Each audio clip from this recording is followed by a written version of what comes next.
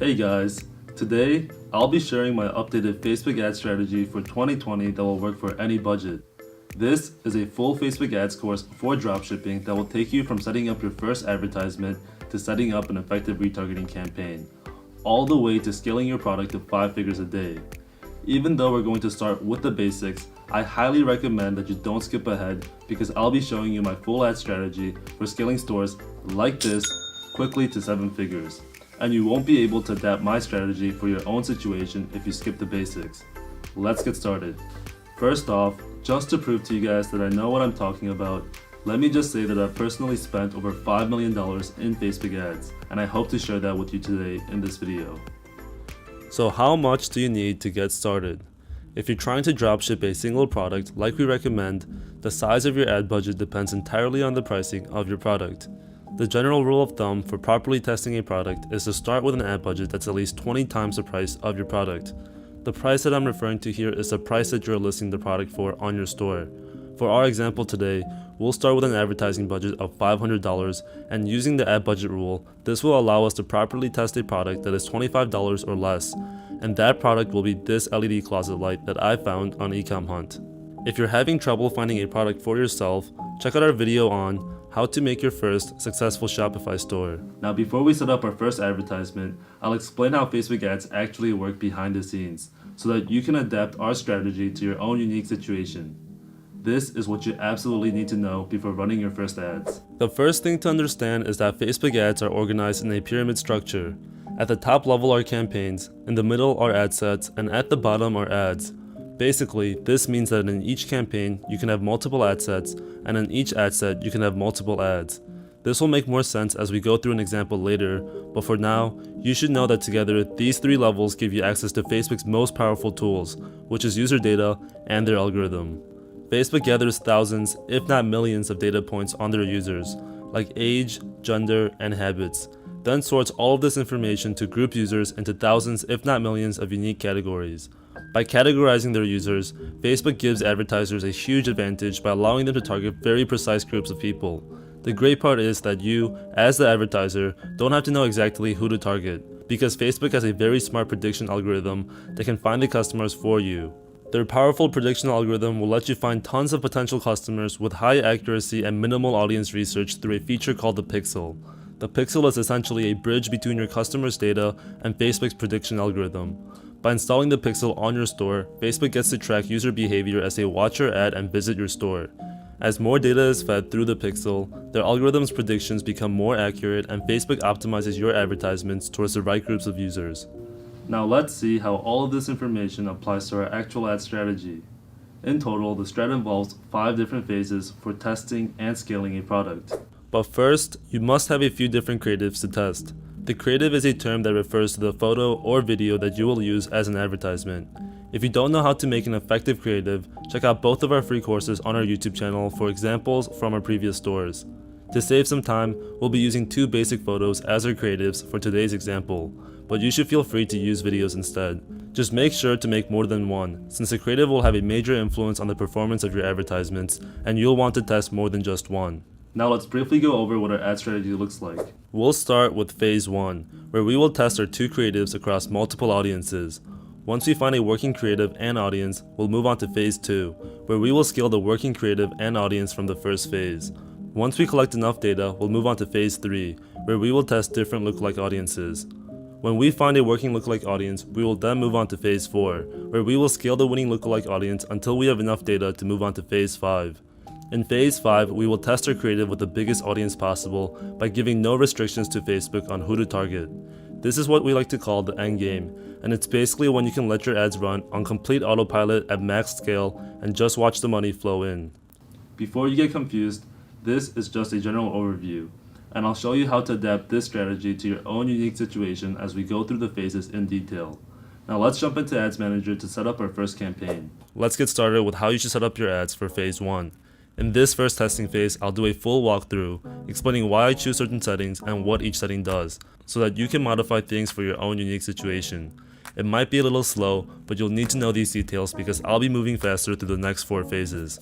Let's start by clicking on the green Create button to make a new campaign. If your screen looks like this, make sure to hit the Switch to Quick Creation button in the top right. You're going to want to make all of your campaigns in the future using Quick Creation, so you might as well learn how to use it now. Once you're in Quick Creation, you'll get the option to make a campaign, ad set, and ad. Start by naming your campaign Interest Test 1, then name your ad set Interest 1, and finally name your creative Creative 1. We'll make changes to the ad set and ad later, but for now, let's focus on the campaign. At the campaign level, your main goal is to set an objective for your advertisement. In other words, this is where you get to decide what you want to get out of your ads. As far as objectives go, there are tons of options, and each option will give you wildly different results. This goes back to how Facebook organizes its users into different groups, and here at the campaign level, users are organized into groups based on which actions they are most likely to perform, so you can just think of these objectives as different groups of users. The two most popular objectives among dropshippers are post engagement and conversions. Let's talk about how they're different and which one you should choose. First, the post engagement objective will give you a group of users who are likely to engage with advertisements. They will like, comment, and share advertisements, but unfortunately, they almost never make a purchase. Advertising competition is low for this objective because there is no real value outside of just building social proof. The conversion objective gives you a group of users who are likely to perform an action on a store website. For example, people who like to add to cart or make a purchase. Competition from advertisers is the highest for this objective because this group is most likely to make a purchase.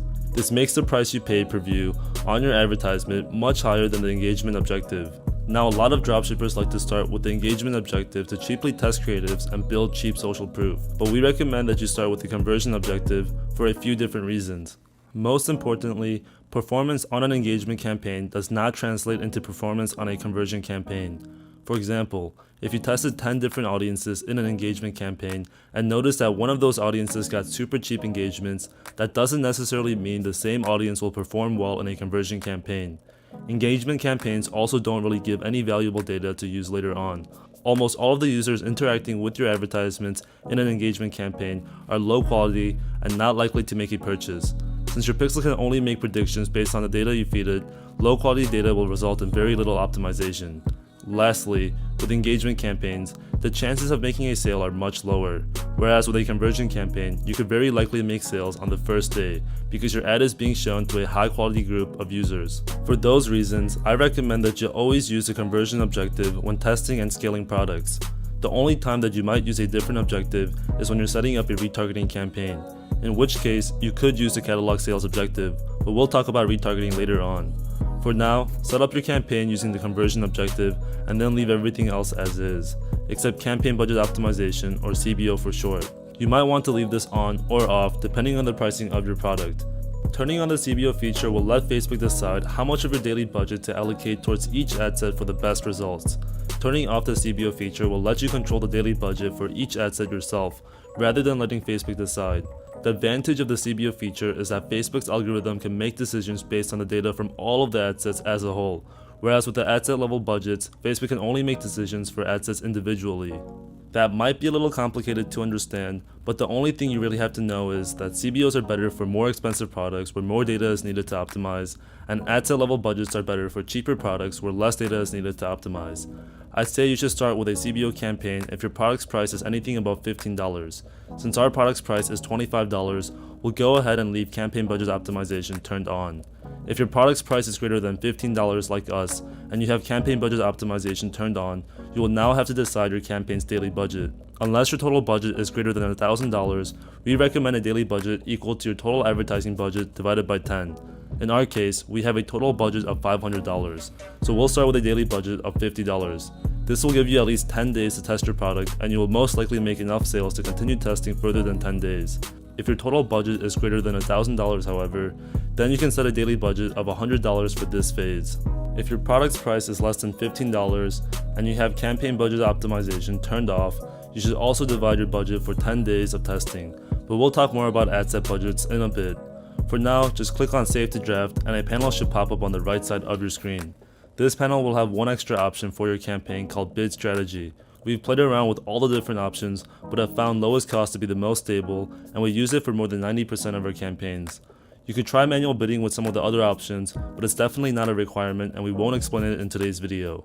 At this point, confirm you have a campaign with buying type set to auction, objective set to conversions, and campaign budget optimization turned on if your product's price is greater than $15.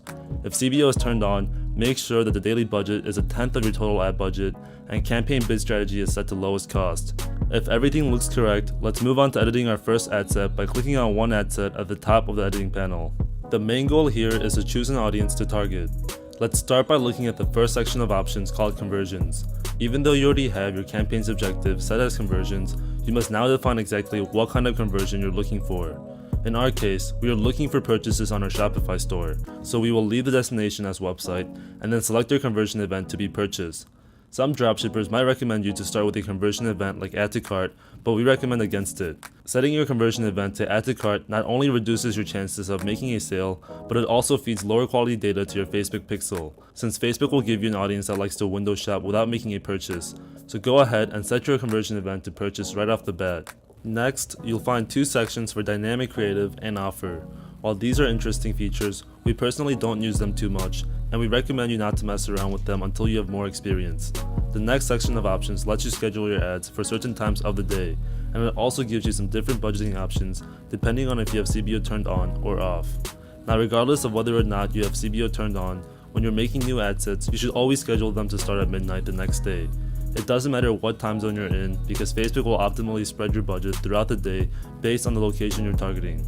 Now, if you have CBO turned off, this is also where you will have to decide the budget of your ad set. If you're going to be testing 2 creatives in each ad set like we recommend, then start with a daily budget of $5 for each of your ad sets. If you're testing more than 2 creatives, then set your ad set's daily budget to $2.50 multiplied by the number of creatives you will be testing. For example, you should set a daily budget of $10 if you want to test 4 creatives. If you have CBO turned on, you'll get an option to add spend limits to the ad set. This is where you can set a minimum or maximum daily spend for your ad set instead of giving Facebook full control over how much each ad set spends. In the past, we used to set a minimum spend rule, but we have since stopped setting any spend rules even during the testing phase. We have found that campaign budget optimization has gotten a lot better at allocating budgets across ad sets, so we recommend not setting any spend rules on your ad sets. Now let's talk about the most important part of creating an ad set: selecting your audience. In this section, you will define exactly who you want to target within your advertisement. Your first option is to enter a custom audience. These are audiences that are only available to you, and you'll need data before creating one, so leave it blank for now. We'll use this section once we get to scaling. Next, you get to choose the location of your target audience.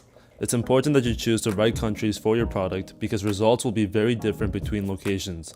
Luckily, you can let Facebook do the thinking for you by targeting multiple countries at once. We recommend you to test products using our special e-packet list, which includes all the countries that qualify for e-packet shipping from China, minus a few countries that we found to be a waste of money.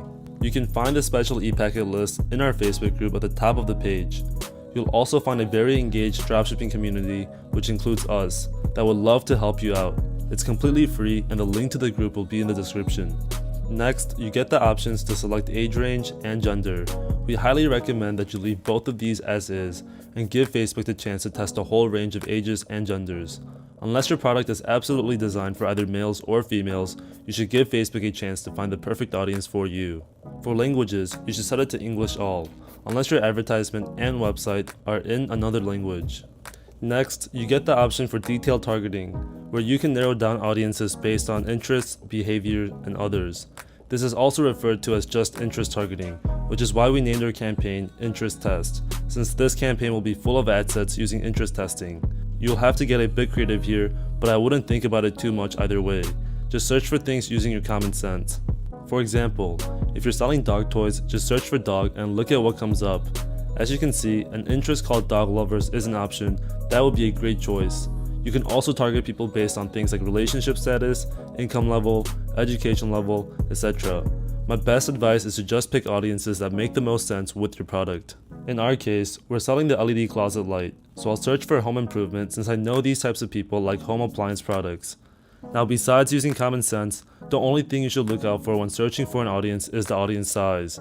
Ideally, you'll have some ad sets with smaller, more targeted audiences and a few ad sets with big, broad audiences. For now though, just pick one audience that you think makes sense.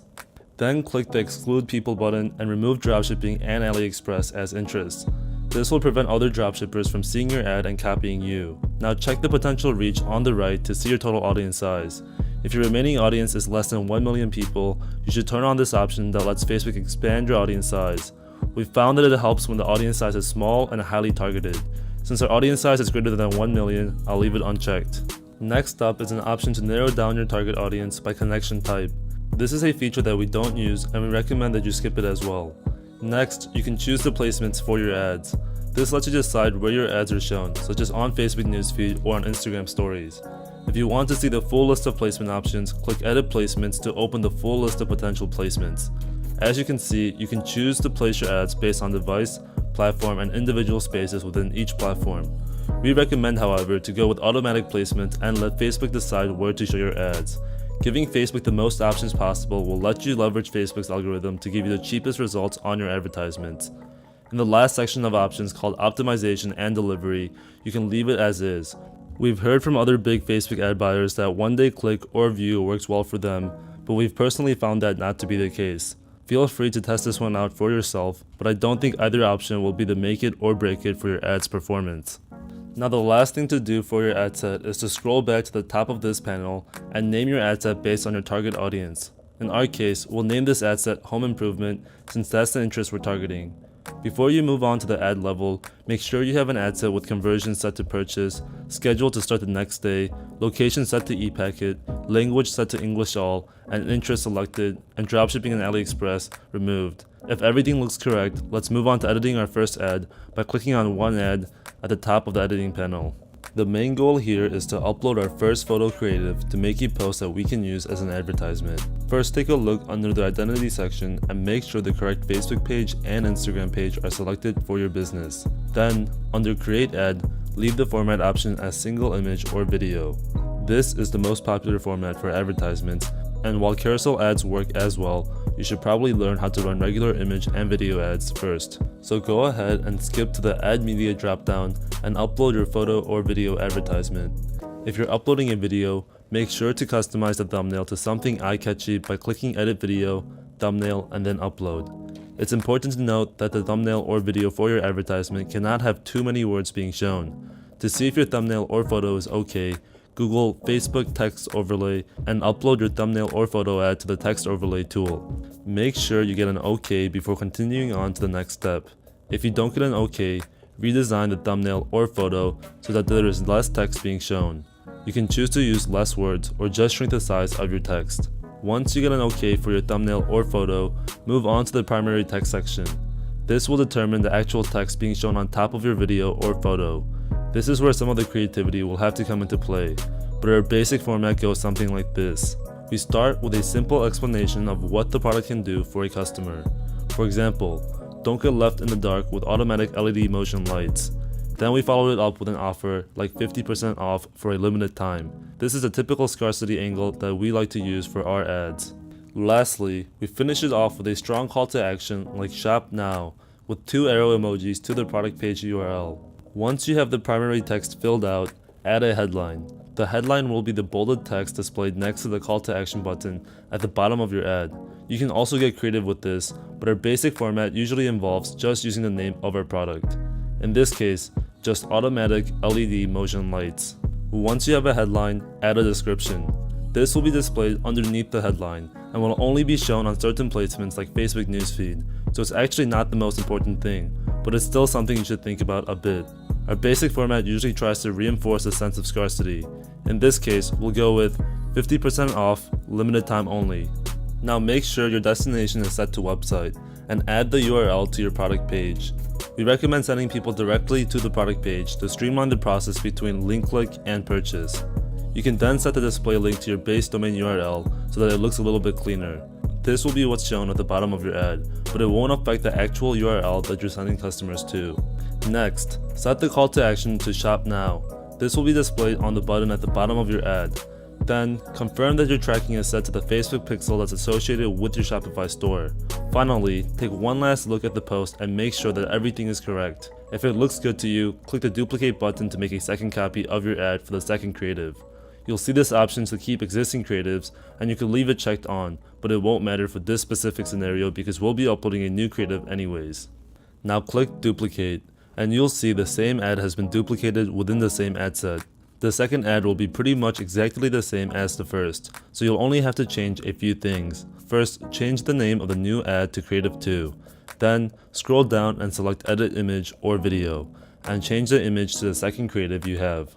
You should leave everything else the same so that you can test your two creatives under the same conditions.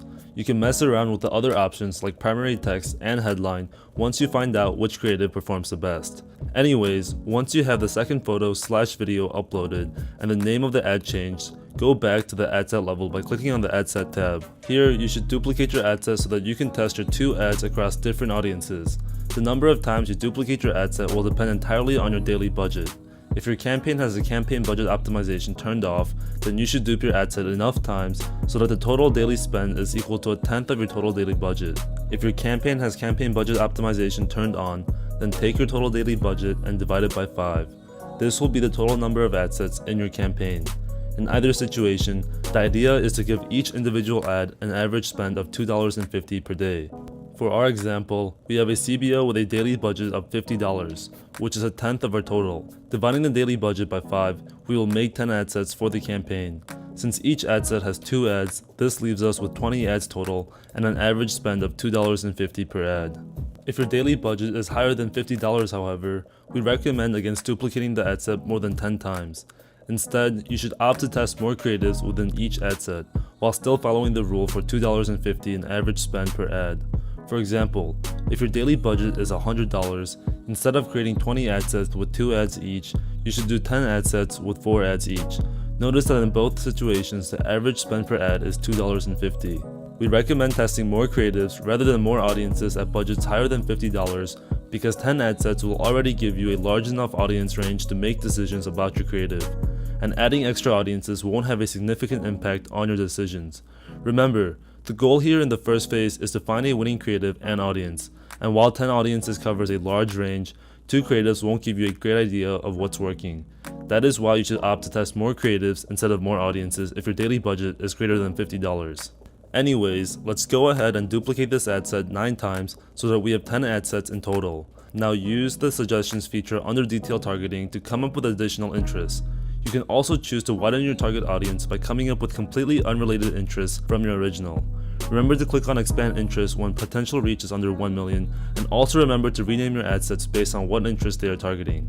In the end, these are the 10 interests that we came up with. Notice that they cover a wide range of people and have audiences ranging from very specific and small to more general and big. Now that you have the campaign set up, go to the campaign level, select your new campaign, and click on review and publish. Confirm that you have the correct number of ad sets and ads before finally publishing your campaign. Your campaign should start running at midnight the next day, as long as your ads follow Facebook's ad policy. Now let the campaign run for 2 days without touching it. In the meantime, we'll customize our columns so that we can analyze our ads with the metrics that are most important for dropshipping through Shopify. We'll start with the basic performance column and customize it by going to columns and then customize columns. First, we'll delete a few columns that we don't really need or only need to look at occasionally. Those are bid strategy, last significant edit, reach, impressions, ends, and schedule. Then, we'll add a few columns that are most important for analyzing how the audience for a specific ad is performing. Those are CPM, outbound clicks, outbound CTR, cost per outbound click, add to cart total and cost, checkouts initiated and cost, and video average watch time. Now you should organize these metrics so that they are easier to analyze. The first order of your column should look like this. Also, make sure to untick all of the boxes under adds to carts and checkouts initiated. Once your columns are in the correct order, hit apply. Then save the columns as one of your default presets by clicking on columns, save, and giving it a name. Now let's talk about why your columns should be organized in this order. You can think of these columns as being divided into 3 sections. The first section gives you basic information about the ad and how reliable the data is. The more that an ad spends, the more that you can trust its data. The second section lays out the amount you are paying for each step of the sales funnel in order. The third section lets you easily see how effective each step of your sales funnel is by showing you the conversion rate between each step. If you're confused about the sales funnel, check out our video on why you're not making any sales, because without understanding the sales funnel, you'll be wasting a lot of money on your ads. If you already know what the sales funnel is, let's talk about how you should analyze your data using these columns after 2 days. The first thing you want to do is determine which creative is performing the best on average. Even though one creative may perform better for one audience, while another may perform better for a different audience, in general, there is such a thing as a superior creative, and at this stage, you are looking for just one creative to run with. The easiest way to see which creative is performing the best is by going to Account Overview on the left, clicking Show More Tools, and then Creatives. Before looking at the data, make sure that the date range is set to lifetime. This will show you all the data from your ad account. Now, using the custom columns you set up earlier, try to figure out which one of your creatives is performing the best. The easiest and most reliable metric to make decisions on is cost per result, but since your budgets are probably not super high and each of your ads have probably only spent $50, you may not be able to see a clear-cut difference in cost per purchase. Even if you get 1 or 2 sales on a single creative, at low budgets this could be due to pure luck, and this is when you should look at the metrics further up the funnel. To start, compare the second section of the columns from CPM to cost per result, and compare the metrics for your creatives. What you're looking for here are consistencies in these metrics that tell you that any results you have are reliable and not due to luck. For example, if you have 3 purchases on Creative 1, but only 2 purchases on Creative 2, this doesn't necessarily mean that Creative 1 is better than Creative 2. In scenarios like this, you want to look at the cost per metrics further up the funnel to see if the results are due to luck or due to a winning creative. So compare the cost per click, cost per add to cart, and cost per initiate checkout before making a decision on which creative is better. It's very possible that Creative 2 outperforms Creative 1 on every metric besides cost per result, and that's when you should consider running with Creative 2 over Creative 1, even though Creative 1 has a better cost per purchase. If you can't make a decision because they're both profitable and both have consistent metrics throughout the funnel, then continue running both creatives and move on to phase 2 with both of them along with your best audiences. If only one creative is profitable and the other one isn't, then use the winning creative and audience to move on to phase 2. If one creative clearly has better metrics but both are unprofitable, then kill the entire CBO. Or if you're running ad set budgets, kill all of the unprofitable ad sets and then kill all of the ads with your losing creative.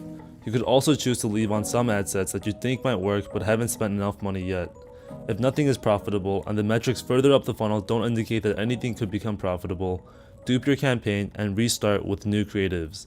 In the end, before moving on to phase 2, you should have one good creative and at least one good audience. To find which audience is the best, look at the ad set level and see which ones have the best metrics throughout the funnel. Now that might be a little hard to follow, and I'm sorry that I can't give you more thorough advice about killing ads in a short YouTube video, but that's the case-by-case nature of Facebook ads.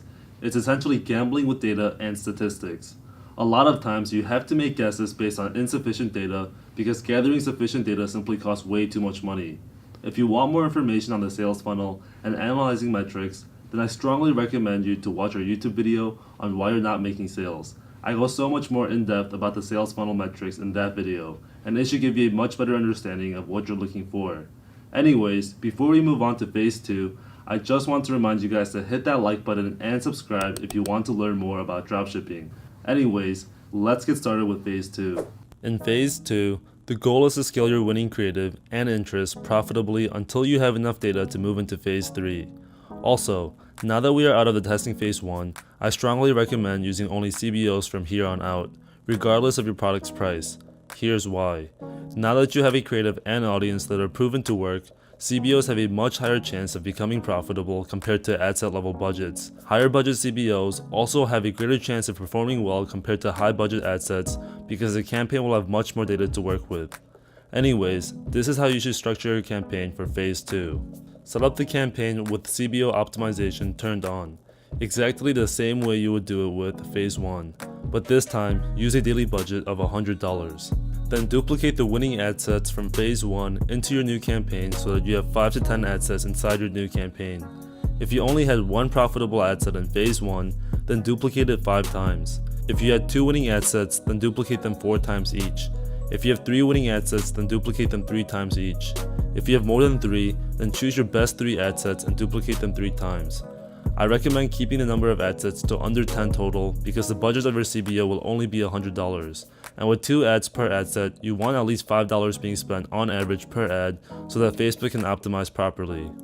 Once you have your ad sets duped, go to the page post and copy the post ID of your winning creative.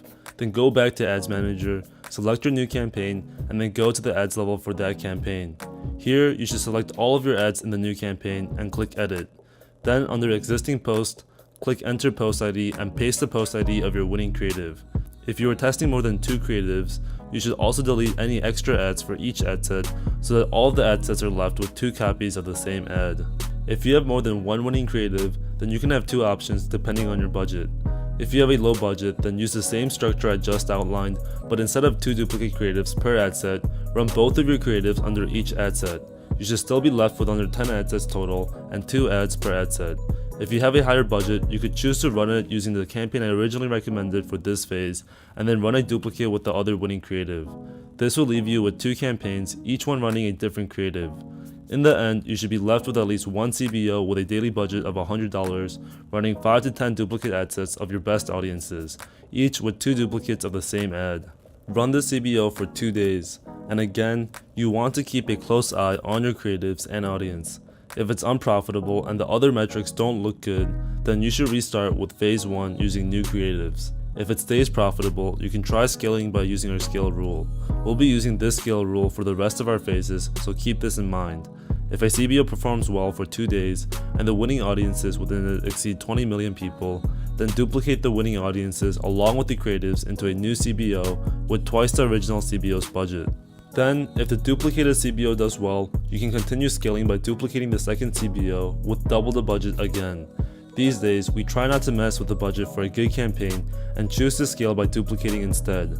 As you're scaling, keep an eye out on all of your campaigns. If a campaign spends 5 times your break-even cost per purchase and it's still not profitable, then kill it.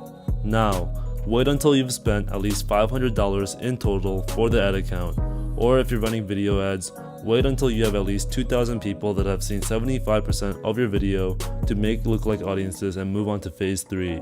To see how many people have seen 75% of your video, you can add a column to your ads manager by going to customize columns like we did in the beginning of the video and adding a column for video plays at 75%. You could also choose to make a custom audience and keep an eye on it. Either way, once the total number of 75% video viewers for your creative reaches 2,000 people, or you've spent $500 in total for your ad account, move on to phase 3. In phase 3, we'll test our creative with lookalike audiences instead of interest groups. We'll also set up a retargeting campaign at this point. This is a campaign that aims to get people who have already visited your store to finish their purchase, and it will probably be your most profitable campaign. Now, to create a lookalike audience, you'll first have to make a custom audience, which is a group of people that are somehow connected to your page or store. You'll also have to make custom audiences for your retargeting campaign. To do that, go to the audiences page in the main menu, then click Create Audience and select Custom Audience. Here, you'll find different groups of people to make custom audiences from. First, you should make custom audiences for your retargeting campaign, since these audiences will consist of people that have already seen your ad or visited your store. They are referred to as warm traffic, and they will be much more likely to purchase compared to people who have never seen your ad. For your retargeting campaign, you should make custom audiences from the last 7 days for page view, add to cart, initiate checkout, top 25% time on site, Facebook engagement, and 75% video view. These can all be made in the Create Custom Audience page under Website, Video, and Facebook page. You should make all of these custom audiences only using people from the last 7 days because that's what we found to be the most effective for retargeting. Older audiences might work as well, but it may lower the profitability of your retargeting campaign. You should also name these audiences with something like 7D in the name so that they are easy to find later on when you're making the actual ad sets for the retargeting campaign. Now, once you've made custom audiences for retargeting, you should make a few different custom audiences for making lookalikes. The first lookalikes you want to test will be made from page view, Facebook engagement, and 75% video viewers, because those gather the most data and will thus give the most stable results. Finding a working lookalike audience will be much easier to scale compared to ad sets using interest, so you really want to go to this stage as fast as possible. So go ahead and make custom audiences from the past 180 days for page view, Facebook engagement, and 75% video viewers. Then, to create lookalike audiences from the custom audiences that you just made, select the custom audience that you want and click the 3 dots up top, and then select Create Lookalike. Now under Audience Location, select Browse and just click the checkbox to select all the countries at once. This will let you target specific countries within the ad set themselves, so that you don't have to make lookalikes for every location you want to target. Finally, under Audience Size, you want to make lookalikes for each custom audience from 0 to 1%, 0 to 2%, 0 to 3%, 0 to 4%, and 0 to 5%. This means that you will have to make one lookalike at a time, 5 times total for each custom audience. In the end, you should have 15 lookalike audiences, 5 each for page view, Facebook engagement, and 75% video viewers. Now that we have all of the custom audiences and lookalike audiences we need for retargeting and testing, let's go back to Ads Manager. First, set up a retargeting campaign by creating a campaign exactly the same as the first phase with CBO optimization turned on and a daily budget of $50. Then make 7 ad sets just like the first phase, except this time, target one of your custom 7-day retargeting audiences instead of an interest. Then, within each of the 7 ad sets, you should make a new ad creative that is more geared towards warm traffic. We like to use photo ads with a strong call to action like sale ends today, with a clear picture of the product. You can also test multiple creatives within each ad set and kill off the bad ones after 2 days. You should also try to find a good ratio between your retargeting budget and the budget for your other campaigns, since the size of your retargeting audience will depend on the amount of people that you reach in your other campaigns. We've found that 5 to 10% of the total daily budget is a sweet spot. Use that ratio to scale your retargeting campaign as you scale up your other budgets. Also, keep in mind that cheaper products will need less retargeting, while more expensive products might benefit from heavier retargeting. You should also readjust your retargeting campaign budget as needed. If it's really profitable, you can try to squeeze more out of it by increasing the budget. And if it's not doing so hot, you can lower the budget too. Remember, this should be your most profitable campaign, so try to find the optimum budget for max profit. Once you have a retargeting campaign set up, it's time to test your new lookalike audiences. The setup for this is really simple. Make a $100 CBO with 5 ad sets to target one of your lookalike groups, starting with page view. Then for each ad set, make 2 duplicates of your winning creative. Once you test page view, you can test video view or page engagement next. If you find something that is profitable for 2 days, then move on to phase 4. In phase 4, we'll try to scale our working lookalike CBOs by using our scale rule and duplicating the working CBOs with higher budgets. If the new CBOs work as well, then we'll continue scaling by duping the working CBOs. Assuming this goes well, you'll soon have enough data to make lookalike audiences for add to cart, initiate checkout, and purchase. You can test these just like phase 3 and dupe the ones that are working. This is when you will start entering the daily 5-figure range consistently. But before you can hit max scale and move on to phase 5, you'll have to wait until you have spent at least $5,000 in total for your ad account. At that point, move on to phase 5 and keep running anything that is profitable as you move into phase 5. Now phase 5 is where you can scale sky high, and this is where the bread and butter is made consistently and almost automatically. This last phase is what we like to call the end game, and it's when you can just let Facebook decide the best audience for your product with broad targeting. Broad targeting is where you let Facebook decide basically everything besides the CBO's budget, the location of your ad sets, and the ad's creative. As far as other targeting goes, everything else is left on autopilot. I don't give Facebook any audiences whatsoever, no custom audience, no lookalikes, and no interest besides exclude dropshipping. The setup for this phase consists of a $500 CBO running completely broad targeting to 3 different ad sets. 1 ad set targeting the USA, 1 ad set targeting Canada, UK, Australia, New Zealand, and 1 ad set targeting worldwide with a few third world countries removed. After running this campaign for 2 days, you should scale using our scale rule if it's profitable, or kill if it's doing bad and go back to phase 4 until you have more data. If you're confused about why broad targeting is the best way to scale high, there's a few main reasons. 1. It leverages all the data you've collected by letting Facebook decide your audience. 2. It requires hardly any work to maintain since you don't have to think about finding more working audiences. 3. It lasts a very long time since ad fatigue doesn't happen fast with such a big audience. 4. It lets you scale sky high since you're not limited by audience size. 5. It optimizes much more quickly than other campaigns because the budget is so high. And 6. It gives consistent results because the budget is also very high. Now, if you don't believe me, here's the proof.